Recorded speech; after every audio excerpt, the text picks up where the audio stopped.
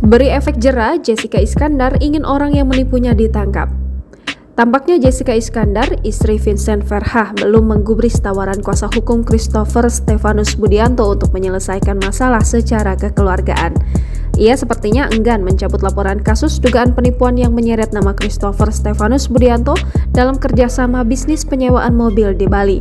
Harapan Jessica Iskandar jelas, ia ingin pelaku ditangkap dan mempertanggungjawabkan perbuatannya di hadapan hukum. Dan ia yakin polisi bergerak cepat dan menangkap Christopher. Akibat penipuan tersebut, 11 mobil Jessica Iskandar raib hingga mengalami kerugian 9,853 miliar rupiah. Tampaknya Jessica kadung kecewa dengan mantan rekan bisnisnya sampai berniat memberikan efek jera.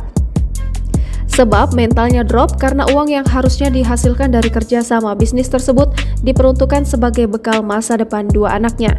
Wanita berusia 34 tahun tersebut dikuatkan oleh sang suami Vincent Verha.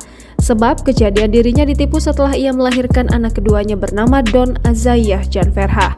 Jedar tak menyangka Stephen menipunya, sebab ia sudah menganggap pelaku sebagai teman dan orang kepercayaannya. Melalui kuasa hukumnya, Septio Jatmiko Prabowo Putra, Jessica Iskandar melaporkan peristiwa tersebut ke Polda Metro Jaya pada 15 Juni 2022.